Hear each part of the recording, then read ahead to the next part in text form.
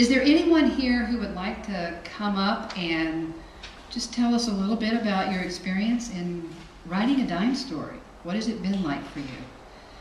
I'm going to turn the microphone over. Who would like to tell us about it? Ed?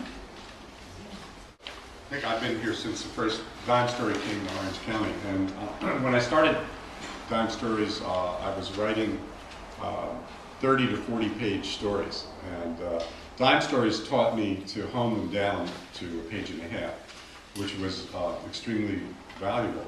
But in my writing, I realized that I didn't want to be trapped into any artifice about length or anything else. So I then later took the Dime Stories and transformed them to longer stories. But instead of being 35 pages, now they were anywhere from the original Dime Story to 4, 6, 8, or 9 pages. And so it was incredibly helpful to me in shaping my work and learning to give up words. So it's a great exercise that we can all do to help our writing no matter what genre. Decibel by decibel, for years, I've been losing my father. I lost my mom the old-fashioned way from cancer 20 years ago, and I'm mostly over it. My father's death will likely cause a duller pain, as I've been experiencing pinprick levels of loss for almost a decade now. My father has always been a great guy. When I was younger, all my friends wanted him for their own. At 86, he remains healthy, thoughtful, attentive, and open-minded. But he's never been a great listener. This imperfection is now biting him and those who love him in the heart. He's gone through at least 10 pairs of supposedly state-of-the-art hearing aids and only gotten worse. The new technology can make the volume louder, but none seems to make the audio any clearer. I've seen my father go from struggling to hear to pretending to understand to lately not even pretending. He just sits smiling, relying solely on his frail but prickly live-in lady friend for translation, and lets the rest of us fade out. The other day, my dad and I met for lunch. His latest non-miracle ears were in the shop, and after encouraging him to do the talking, I found myself stuck on mute. Even if he had been able to hear what I'd wanted to tell him, he wouldn't have been able to follow the narrative. He doesn't care to communicate by email, and his partner was annoyed by the TTD telephone that once allowed us pleasant, albeit slow, conversations by phone, and so we got rid of it. Now, how can we ever catch up? My father's psyche may still be open, but his auditory comprehension is extremely limited. If I told him I had found a job, I know he would hear me, but explaining that I have been helping others just because they need it would not be understood. I experienced my own version of impairment when I last went to the nail salon. The all-Vietnamese staff there know me by name and have mastered the words necessary to conduct business and exchange pleasantries, but they speak my language with such strong accents I find myself in my father's position, having difficulty understanding anyone and abandoning attempts at conversation.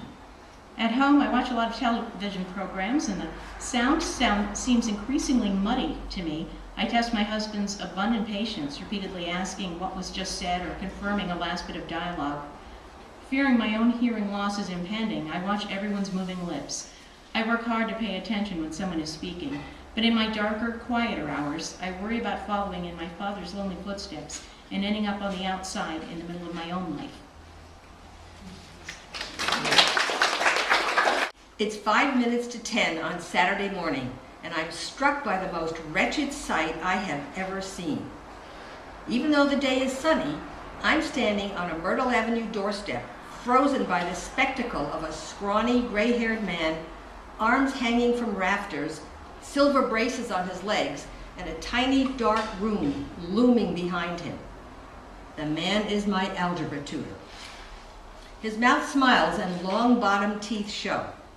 I'm surprised when the word delighted comes out of a black hole on his face that I don't want to get too close to, and a grimy handkerchief dabs wet eyes. I can see heavy curtains covering the only window. An enormous wooden bed takes up the entire space, and this thing looks back at me that is supposed to be a man. I realize my eyes are bugging, so I change my look to normal. I enter warily, and he works the heavy, uneven, creaking door back and forth to close it. It clicks, and I know that, even though he has no usable arms and legs, I'm in there until he lets me out. He drags himself around by means of silver arm braces that hang from beams going around the perimeter at the top of his bed. This is how he rolls along to access the sides of his room and the front door. I'm embarrassed to admit it, but he looks like an animal in a cave, and I want to turn and run and not stop until I'm at my own front door.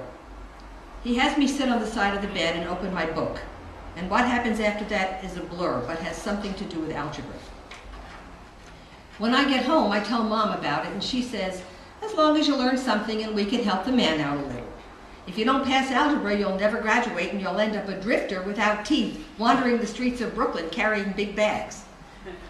Daddy used to help me, but each session became a fight to the finish, with his face turning spasms of color like a chameleon, and me getting spit on and screamed at, and his incessant stutter driving me crazy. I'm sick of watching him stomping and running, fingers through his thin, straight red hair, screaming, "Mother of God, I keep telling you how this naught goes on the left side of the X because it has to balance what's on the right side. How stupid can you be?" "I don't want to be tooted," I plead. But he says, "You'll do what you're told or I'll get my belt off." I know if I really want to balance an equation, I'd have to take his belt away from him and whack him with it a few times, and that would balance things out pretty good, but I don't say that. During my tutoring sessions at the cave, I'm distracted by the torment of this man and have no recollection of learning anything. Yet somehow I pass algebra with the lowest grade possible, and I'm happy to know I'll never have to wander the streets of Brooklyn with no teeth and big bags. I know what hell is now, and that man hasn't even died yet and he's already in it. It was nearly a year before I forgot to pray for him at night.